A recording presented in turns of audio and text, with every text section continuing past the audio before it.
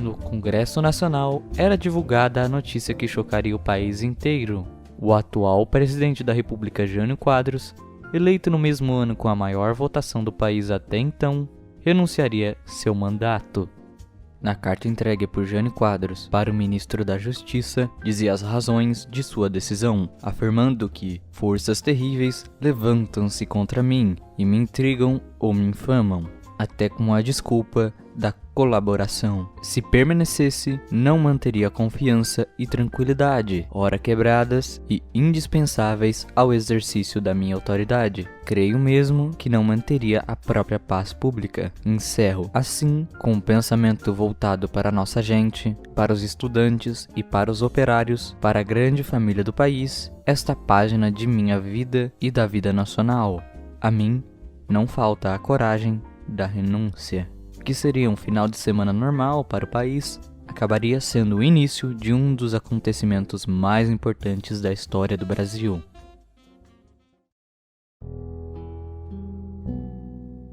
Segundo a Constituição de 1946, no caso da renúncia do presidente, o vice-presidente assumiria o cargo, neste caso, João Goulart. E onde estava o presidente? Vamos voltar para um mês antes. O ministro das Relações Exteriores, Afonso Arinos, convidaria Jango para chefiar uma missão na jovem República Popular da China. Mesmo com outros compromissos, o vice-presidente aceitou o convite do ministro. Na China, Goulart mostraria sua admiração aos chineses e apoiaria uma amizade entre os brasileiros e chineses. Também, durante uma escala, visitou a União Soviética, onde lá também mostrou sua admiração aos soviéticos. Como Goulart estava ocupado na sua viagem, quem iria assumir a presidência até o seu retorno seria o presidente da Câmara, Ranieri Mazzilli. No dia 28 de agosto, o presidente interino divulgou uma declaração vinda dos ministros militares, que não aceitavam a volta de Jango e muito menos sua posse como presidente. Isso pela segurança nacional. Um dia antes, Jango já sabia da ideia dos militares, quando recebeu um telefonema do seu cunhado, a principal figura da campanha da legalidade, Leonel Brizola, que avisou sobre a possibilidade de ser preso para não assumir o cargo.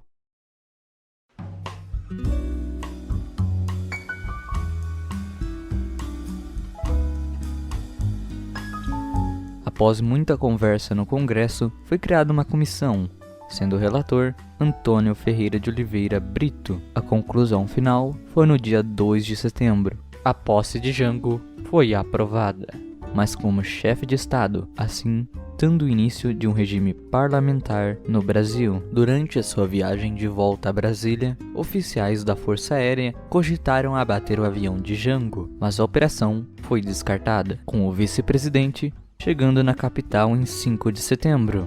No dia 7, João Goulart assumiria o cargo de presidente da República. No dia seguinte, o primeiro gabinete, chamado de Conciliação Nacional, foi criado e Tancredo Neves foi nomeado como primeiro-ministro. Durante esse período, o governo aprovaria ou tentaria aprovar leis, como o Estatuto do Trabalhador Rural e a criação do 13º salário. Mas o parlamentarismo no Brasil não duraria muito tempo. João Goulart e vários outros governadores não gostavam do novo sistema e queriam acabá-lo o mais rápido possível, o que seria decidido no dia 6 de janeiro. Depois de uma intensa campanha de Jango contra o parlamentarismo, o regime foi derrubado com a vitória do presidencialismo no plebiscito, assim retornando os poderes de presidente da República para Goulart. Uma das principais medidas que o governo de Jango iria propor seria o Plano Trienal, um plano para tentar retomar a economia brasileira, que estava defasada na época. Junto com isso, veio as suas reformas de base, que eram medidas sociais e econômicas, como a reforma agrária, reforma educacional, reforma bancária, reforma eleitoral e, através dessas reformas, nacionalização de vários setores da economia, todas com caráter socialista. As coisas esquentariam ainda mais no mês de outubro daquele ano. O governador de Guanabara, Carlos Lacerda, daria uma entrevista para o jornal Los Angeles Times. Lá ele atacava com força o Jango e, segundo a tribuna da imprensa, Lacerda não falava para o Brasil, mas sim para os Estados Unidos. Para Lacerda, era só questão de tempo até o Jango cair, e só não tinha caído ainda porque os militares hesitavam em tirá-lo do poder. Quando o ministro da Justiça recebeu a notícia em uma reunião com o gabinete de Goulart, junto com os ministros militares, e no mesmo dia já enviaram uma nota contra Lacerda, acusando também da entrevista causar desordem e caos no país. No próximo dia, já era noticiado que o Comando Militar do Leste estava pronto para uma intervenção no estado de Guanabara e também de São Paulo, já que o governador do estado também tinha apoiado Lacerda. Mas a ideia de intervenção foi descartada. Ainda assim, Goulart deu o recado para Lacerda. No dia 4, foi feito o pedido no Congresso de declaração de estado de sítio no Brasil inteiro por 30 dias. Caso Goulart conseguisse que esta lei fosse aprovada, teria o poder de suspender direitos individuais, como a liberdade de expressão e o habeas corpus. Também daria poder para Goulart fazer o mesmo que Getúlio Vargas fez em 37, ou seja, instituir uma ditadura. Por sorte, nem chegou a ser votado de tão impopular, sendo rejeitado pela direita, que era o principal alvo, e pela esquerda, que temia se tornar alvo da perseguição que se seguisse. E, em geral, a repercussão do pedido foi ruim por quase toda a sociedade brasileira. Mesmo assim, no dia que Goulart foi fazer o pedido, o núcleo da divisão aeroterrestre teria planejado um atentado contra Lacerda enquanto ele visitasse o Hospital Miguel Couto às 6 horas da manhã. O resultado foi um fracasso. Além de não terem conseguido chegar no local, Lacerda já tinha sido avisado sobre a operação e tinha fugido. Segundo os generais que orquestraram o plano, tudo apenas tinha sido um teste de adestramento, um exercício para sentir o espírito da tropa. Toda essa bagunça fez a autoridade de Jango ficar menor, expondo o quão pouco apoio o presidente tinha no Congresso. Isso, junto com um ato visto como antidemocrático de Goulart, alimentaram ainda mais os militares que conspiravam contra ele, ganhando ainda mais apoio dentro do país. Com a oposição e a crise econômica deixando Goulart em uma posição frágil,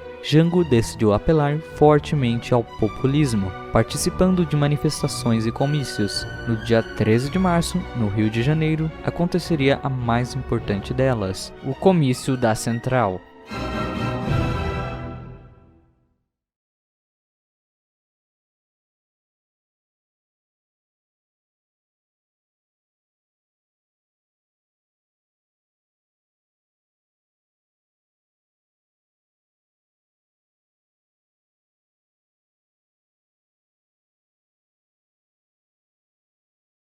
Mil pessoas reunidas para o discurso de Jango, na qual ele defendeu as reformas de base, com uma reforma da Constituição para expandir o voto para analfabetos e militares de baixa patente. Mas o que chamou a atenção foi o anúncio de Jango, dizendo que tinha assinado um decreto nacionalizando 5 refinarias de petróleo, que desapropriaria terras perto de ferrovias e rodovias federais. Também com Brizola defendendo substituir o Congresso por uma Assembleia Nacional Constituinte, composta por camponeses, operários, muitos sargentos e oficiais nacionalistas. As medidas anunciadas nesse comício foram duramente criticadas pela oposição, acusando Goulart de desrespeitar a ordem constitucional, já que a medida não tinha sido aprovada pelo Congresso. A oposição não ficaria parada e já começava a preparar o seu contra-ataque ao comício de Jango, sendo idealizada pelo deputado federal Antônio Silva Cunha Bueno, que procurou apoio de empresários e do vice-governador de São Paulo para apoiarem a sua ideia, conseguindo apoio até do governador de São Paulo, que ajudaria a manter a ordem na marcha com o apoio da Força Pública de São Paulo. Cunha também conseguiu reunir lideranças religiosas para sua manifestação,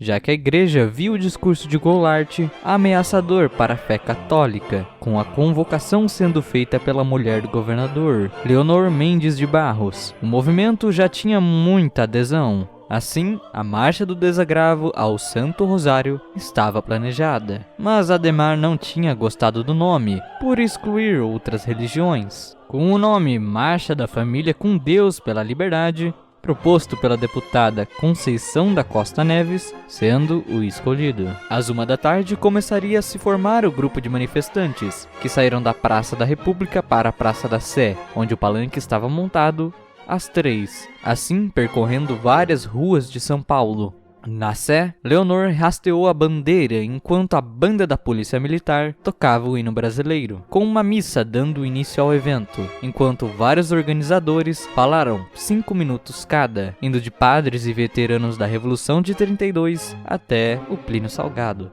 No final, a manifestação foi um sucesso, com várias pessoas se juntando ao movimento e ganhando notoriedade no país, além de causar várias outras manifestações pelo interior de São Paulo e outros estados do Brasil. Alguns dias depois da manifestação, marinheiros na cidade do Rio de Janeiro realizavam a comemoração do 2º aniversário da Associação dos Marinheiros e Fuzileiros Navais, uma entidade que era considerada ilegal. Cerca de 2.000 marinheiros, liderado pelo cabo José Anselmo dos Santos, estavam no Sindicato dos Metalúrgicos do Rio de Janeiro. Entre outras personalidades que estavam no local eram o deputado Leonel Brizola e João Cândido, além de vários líderes estudantis e sindicalistas. Na abertura, Anselmo mostrou a vontade da associação de defender as reformas de base, melhores condições para os marinheiros de baixa patente, o reconhecimento da associação, que eles não fossem punidos por estarem ali, e o mais crítico, a reformulação do regulamento disciplinar da Marinha. Mesmo assim, o ministro Silvio Mota mandou prender os organizadores do evento, enviando um destacamento de fuzileiros navais ao local, apoiados pelo contra-almirante Cândido Aragão.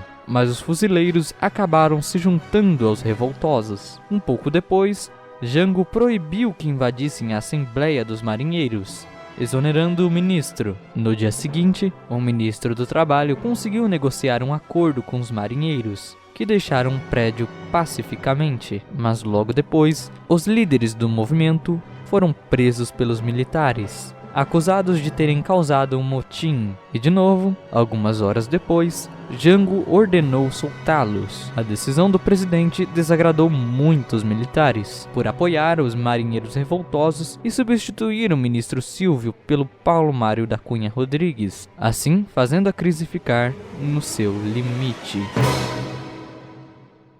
Em Minas Gerais, os generais Olímpio Mourão Filho e Odílio Denis se encontram com o governador do estado, Magalhães Pinto. E qual o motivo da reunião? Estabelecer a data para a mobilização militar que derrubaria o presidente João Goulart. Guedes achava que os soldados de 19 anos e equipamento precário não seriam o suficiente para a operação. Mourão entendia isso e justamente planejava um ataque surpresa, já que via como única opção. E não podiam parar no meio do caminho, porque Minas, com mais buracos do que uma peneira no seu vasto contorno, era impossível de defender. Também constava que os jovens soldados só conseguiriam aguentar um avanço e não uma longa defesa. A invasão no Rio de Janeiro seria feita através de Minas Gerais e São Paulo, com o alvo sendo o Ministério da Guerra, enquanto em Brasília também seria feita através de Minas e do Mato Grosso. Em geral, o plano de Mourão era partir de Juiz de Fora com as suas forças à noite, chegar entre as 10 e 11 da noite em Três Rios, uma cidade que estava desprotegida, e finalmente chegar em Guanabara entre as 5 ou 6 da manhã.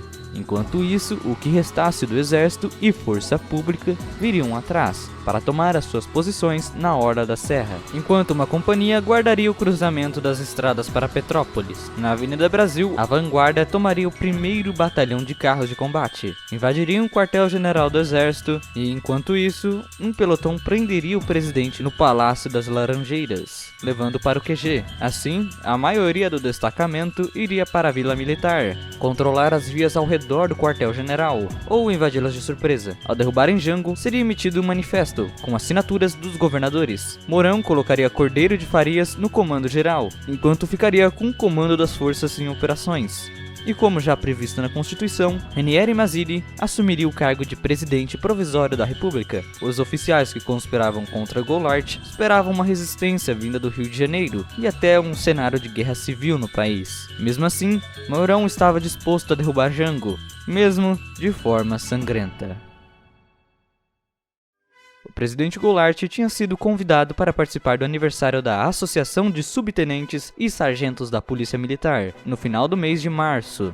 Os seus assessores recomendaram Jango a não participar do evento, principalmente depois do que tinha acontecido no Rio de Janeiro alguns dias antes, mas foi convencido a fazer o contrário pelo general Assis Brasil. No Automóvel Clube, o presidente fez um discurso direcionado para aqueles que conspiravam contra ele, e tentando amenizar a situação, disse para os sargentos respeitarem seus superiores e a hierarquia. Também criticou os políticos e empresários por usarem a religião para mobilizarem a população contra si, na Marcha da Família com Deus pela Liberdade. No mesmo discurso, apelou para os verdadeiros sentimentos cristãos da população. Também criticou a oposição por apenas usar a questão da disciplina como uma arma contra ele e, claro, defendeu as reformas de base. O discurso de João Goulart diante os 1000 sargentos presentes no Automóvel Clube não melhorou em nada a situação do presidente. Muito pelo contrário, apenas agravou. As ações de Jango no dia 30 fez com que mais oficiais do exército apoiassem a conspiração para derrubar o presidente. Na manhã, as tropas que derrubariam Goulart começariam a marchar.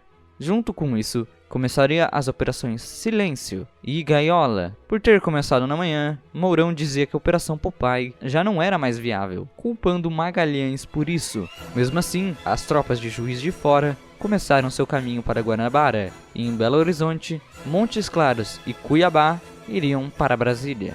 Mourão, no início da revolta, fez vários telefonemas após ocupar a estação telefônica da cidade, acionando um plano e avisando as forças no Rio de Janeiro e São Paulo sobre a operação. Falando do Rio de Janeiro, na cidade Castelo Branco recebeu a notícia da operação pelo deputado Armando Falcão. A reação de Castelo Branco foi contra o levante, tentando impedi-lo, e ao mesmo tempo ligou para Guedes, dizendo que o movimento era precipitado e que suas forças seriam massacradas se não voltassem. Ainda mais tarde, ele tentaria de novo reverter a revolta, mais 2 vezes, mas sem sucesso. Os revoltosos não queriam que as forças legalistas do Rio soubessem da rebelião, e segundo Muricy, quando chegou do Rio, a fronteira estadual estava vazia e nada havia mudado dentro dos quartéis. Mais tarde, uma vanguarda estabeleceu uma cabeça de ponte sobre o rio Paraibuna, na fronteira com o Rio de Janeiro. Lá, era um ponto defensivo estratégico, já que os revoltosos esperavam uma resistência vindo de lá. Apenas quando suas tropas chegavam na fronteira do Rio de Janeiro, às 5 da tarde, a rebelião foi oficialmente declarada.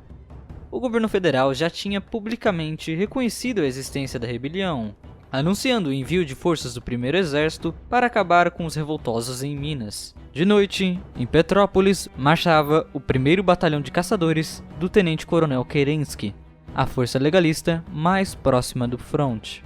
Eles tinham saído de Guanabara e estavam em direção a 3 Rios. Os revoltosos só saberiam disso ao meio-dia, mas para eles, as forças de Kerensky não eram a verdadeira preocupação, mas sim as forças que estavam vindo de Guanabara, que eram 3 regimentos de infantaria, e o 1º Regimento de Obuses, sendo comandante deste 1º Exército o Armando de Moraes Âncora. O 1º Regimento de Infantaria, junto com o 2º Grupo do Regimento Floriano, estavam na Avenida Brasil, ao meio-dia ou 6 da tarde, mas para eles, apenas enfrentariam um levante da Polícia Militar Mineira. Em Paraibuna, o destacamento Tiradentes não sabia muito bem o que fazer, já que o plano, segundo Mourão, era avançar, e, segundo Guedes, era montar uma defesa ali. A ordem dirigida a Muricy era de encastelar-se em torno de Minas. Então ele e outros oficiais decidiram em um plano que daria no meio termo das 2 opções: avançar o máximo possível no Rio de Janeiro, sendo a primeira fase Paraibuna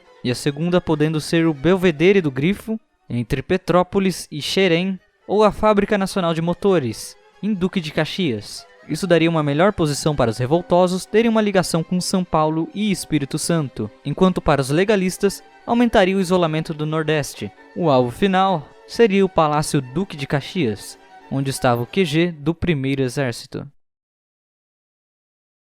Cunha Mello pensava que a vitória seria fácil, dizendo para o seu Estado-Maior para prepararem rapidamente suas unidades, porque amanhã iremos almoçar em Juiz de Fora, mostrando sua disposição de invadir o estado de Minas.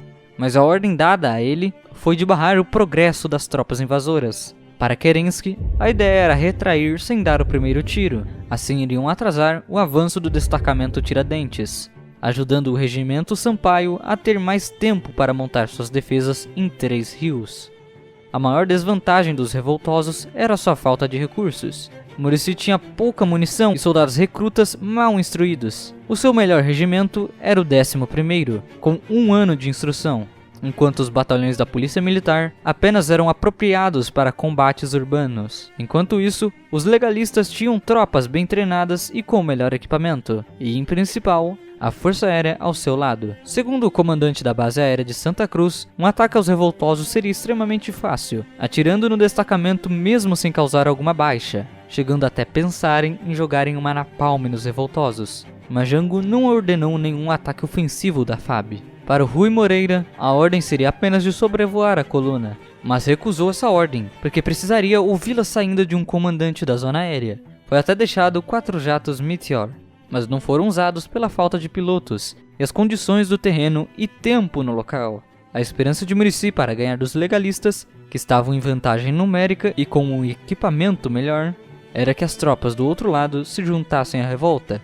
Segundo ele, viveu a Revolução de 30 e 32, sabia como eram os indecisos, então, para ele, a maioria dos militares estava no seu lado. Na tarde do dia 31, o grosso do destacamento Tiradentes chegou na estação ferroviária de Paraibuna, na fronteira do Rio com Minas, onde lá foi instalado o QG de Muricy. Do outro lado da fronteira estava o povoado de Montserrat. Na ponte, explosivos estavam plantados caso tivessem que parar o avanço do inimigo. O plano era avançar no próximo dia, e por isso eles fizeram uma cabeça de ponte no local, ficando um pouco mais dentro do território inimigo.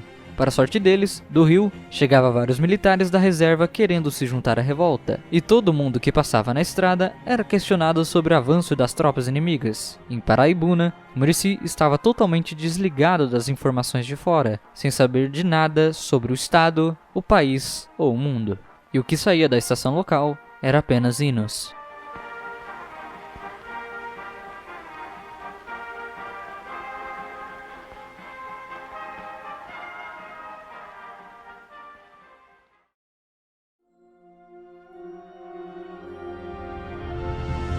Os revoltosos só foram se encontrar com as tropas de Kerensky às 6 da tarde, com 300 soldados de frente ao 10º Regimento de Infantaria, no outro lado da fronteira. No final do dia, Mourão chegou em Paraibuna para, junto com Muricy, conversar com Kerensky. Durante sua conversa, Mourão percebeu a intenção de Kerensky de apenas atrasar as suas tropas, dando apenas 2 horas para ele abrir a estrada, dando, na sua frente, a ordem para as artilharias ficarem em posição. Mas a artilharia não tinha como abrir fogo, porque isso botaria as suas tropas em perigo. A ideia era apenas causar uma pressão psicológica em Kerensky e seu batalhão. Muricy planejou que na manhã, a artilharia daria 2 tiros na pedreira, para avisar Kerensky que avançaria, e para evitar um conflito, poderia aderir ou sair do caminho. Enquanto o 10º Regimento de Infantaria avançaria rapidamente, o 11º, apoiados pelos tanques do 4º Esquadrão de Reconhecimento Mecanizado, travaria o engajamento, indo pela estrada que ia de Além Paraíba até Areal. De lá seguiriam até Petrópolis no Rio, ou seriam derrotados pelo batalhão de Kerensky. O comando dos revoltosos estava impaciente com o bloqueio, mas na manhã do dia da operação, o batalhão de caçadores tinha simplesmente desaparecido. O que tinha acontecido era que grande parte das forças de Kerensky tinham sido convencidas a se juntarem à revolta, deixando o batalhão enfraquecido e obrigado a recuarem, deixando a estrada livre. Muricy suspendeu a operação e daí fez sua salva de canhões e avançou com a velocidade total. O restante do batalhão apenas iria retornar ao Rio, em Petrópolis, às 5h30 da tarde. Antes de voltar para Juiz de Fora, Mourão foi avisado por engenheiros que vinham do Rio que o 1º Regimento de Infantaria do Coronel Raimundo estava vindo para se aderir ao destacamento Tiradentes. Muricy seguiu com suas tropas em um carro Aero Willys, indo com uma bandeira branca para incorporar o 1º Regimento de Infantaria e talvez prender Cunha Melo se estivesse ali. Raimundo desceu de um jipe em Comendador Levi Gasparian, entregando assim o 1º Regimento, virando parte da retaguarda do destacamento Tiradentes. Com a adesão do 1º Regimento, a balança começou a pender para os revoltosos, abrindo espaço da possibilidade de outras tropas aderirem a eles. Quando Mourão voltou para Juiz de Fora, recebeu a notícia que o 2º Exército, em São Paulo, estava ao seu lado, marchando para o Rio, aliviando muito a barra dos revoltosos. Mourão sabia das dificuldades logísticas que o alargamento do destacamento traria, mas o maior problema foi que, junto com o 1º Regimento de Infantaria, tinha o 2º Grupo do 1º Regimento de Obuses. Seu comandante, o tenente-coronel Raimundo Nonato, não queria aderir à revolta, apenas recuar. Muricy sabia que mesmo que esse grupo recuasse e não atacasse suas tropas, eles conseguiriam informar os legalistas sobre a situação, o que seria inaceitável. Quando se encontrou com o Nonato, Muricy ficou extremamente irritado e prendeu o tenente-coronel. Logo depois disso, viaturas foram bloquear as passagens. O resultado foi a adesão da 4ª Bateria, enquanto a 6ª tinha escapado, cumprindo a última ordem do comandante, retornar ao quartel do Rio de Janeiro. Quando eles chegaram em Petrópolis, os cidadãos, achando que eram os mineiros revoltosos, começaram a aplaudir como se tivessem ganhado uma guerra. Mesmo que as forças estivessem desequilibradas, o próximo grande obstáculo do destacamento Tiradentes seria em Três Rios, atravessar o rio Paraíba do Sul. Enquanto suas tropas avançavam, a maior preocupação deles era o combustível.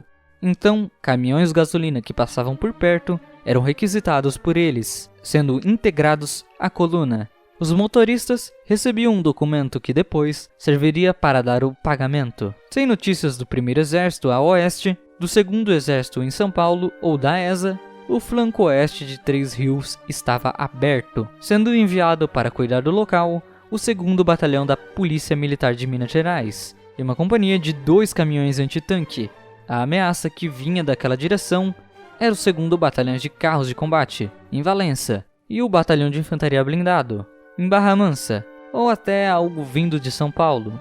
O destacamento teve o seu primeiro contato com o inimigo às 11. Um jipe se aproximou da ponte e, quando viu os revoltosos, deu meia volta indo em direção para Areal. Às 4 da manhã, Areal estava em um completo cenário de guerra. A população tinha se escondido em lugares mais distantes da cidade ou ido para a igreja. Enquanto isso, as forças legalistas ocuparam o posto, fazendo de lá o seu QG, enquanto montaram sua defesa neste posto, nas estradas, no centro e nos morros. Também colocaram bombas na ponte sobre o rio Piabanha, prontos para detonarem. Ali havia a maior chance de uma batalha sangrenta acontecer e até, por consequência, causar uma guerra civil no país. Cunha Melo ainda queria lutar, apenas restavam para ele na cidade o 2º Regimento, a artilharia do 1º Grupo do 1º Regimento de Obuses e a companhia do 1º Batalhão de Engenharia. Já o 3º Regimento de Infantaria subiu o morro a ônibus. Com uma força inferior, não havia condições de uma ofensiva vinda dos legalistas, mas havia vantagem de estar em um bom terreno defensivo. Mas Muricy estava aliviado pela sua vantagem numérica e política, já que as tropas poderiam se juntar à coluna. Também, a posição que os legalistas estavam não era tão boa na sua opinião, já que ele achava uma defesa entre Areal e Petrópolis melhor do que uma entre Areal e Três Rios. Segundo Muricy, ele não poderia fazer um choque real em campo aberto. Ele precisava de uma ação surpresa. Tomaria vantagem dos legalistas não terem tempo de se firmarem no terreno, e também da possibilidade das tropas não quererem lutar pelo governo. Na frente iria o 11º Regimento, reforçado, junto com o grupo de obuses, que iriam na frente para atacar o 2º Regimento. Mesmo sem ordem, o tempo seria a prioridade, sendo planejado este ataque ao meio-dia. No começo da revolta, na cidade do Rio de Janeiro, o governo tinha o controle da situação. João Goulart tinha o apoio do Batalhão de Guardas, do Almirante Aragão e a Polícia do Exército. Quando o Castelo Branco fracassou em parar a revolta em Minas e não conseguiu falar com os paulistas, foi ao Estado-Maior do Exército coordenar a situação por telefonemas, também recebendo Costa e Silva. Por estar em um lugar extremamente arriscado, receberam reforço do comandante da Escola de Comando e Estado-Maior do Exército. enquanto os legalistas cercaram o prédio com tanques e a polícia do exército. Pela sorte de Castelo Branco e Costa e Silva, os dois conseguiram sair de lá sem serem pegos. Eles conseguiram mais apoio no dia 1, quando a fortaleza de São João e o forte de Copacabana se juntou a eles. Já Carlos Lacerda, governador do estado de Guanabara, tinha se encastelado no Palácio de Guanabara, com a polícia militar e alguns outros voluntários. Aragão, ao longo do dia 31 e 1, planejava em atacar Lacerda, mas não tinha a ordem para fazer isto. Na manhã do dia 1, Âncora recomendou ao presidente que saísse do Rio, já que suas forças não conseguiriam conter a revolta, enquanto o ministro da guerra se demitiu, depois de Jango negar se romper com a esquerda. Segundo ele, estava pulando do barco antes do naufrágio. Voltando para Três Rios, quando Cunha Mello soube na notícia que Jango tinha saído do Rio de Janeiro, pelo general Assis Brasil, chefe do gabinete militar do presidente, perguntou o que deveria fazer, e recebeu a resposta que poderia fazer o que quisesse. Sua missão tinha terminado. Assim, ele percebeu que estava defendendo um governo quase deposto. Depois disso, mandou as tropas abrirem o caminho para o destacamento Tiradentes. Com a partida do presidente e sob a recomendação de Costa e Silva, Âncora decidiu conversar com Cruel, que estava no comando do 2º Exército. Cruel aceitou o pedido, contanto que fosse no seu território, ou seja, em Agulhas Negras, na Amã. Quando Âncora chegou lá, estava detonado, causado pela sua crise de asma, mas mesmo assim foi recebido a cornetas, de forma honrosa, por Médici. Quando Cruel chegou às 6 horas da tarde, não tinha o que negociar, e Âncora rendeu o 1º Exército. Em Areal, Muricy anunciou o acordo. Eles tinham finalmente ganhado. Em Brasília, no início da revolta, os legalistas também tinham controle da situação. Com as forças legalistas sob o comando do general Nicolau Fico, a oposição não tinha condições de conduzir o impeachment do presidente, e os governistas já planejavam em formar uma milícia. Mesmo assim, a situação para Jango não estava boa por lá. Os revoltosos que estavam vindo do Mato Grosso já estavam no estado de Goiás, e em Minas, os revoltosos também estavam vindo. Com a queda do 1º Exército, as principais resistências legalistas perto desistiram, com os mineiros e mato-grossenses chegando em Brasília no dia 2. Goulart pensou em resistir, mas mudou de ideia e avisou a Porto Alegre que iria para lá. Um pouco depois disso, um congresso declarou o cargo de presidente vago, e assim, o presidente da Câmara assumiria o cargo. Em Porto Alegre, Goulart se reuniu com Brizola e vários generais legalistas. Enquanto alguns oficiais como Floriano da Silva e Otomar Soares diziam para Jango desistir da luta, outros como Ladário e Brizola acreditavam que uma resistência ainda era possível. Jango instalou seu novo governo em São Borja, no Rio Grande do Sul. Os outros oficiais achavam uma loucura a ideia de Ladário de continuar lutando, mas as coisas acabariam no dia 4, quando Jango desistiu de resistir e pegou um voo para o Uruguai, dando fim no conflito.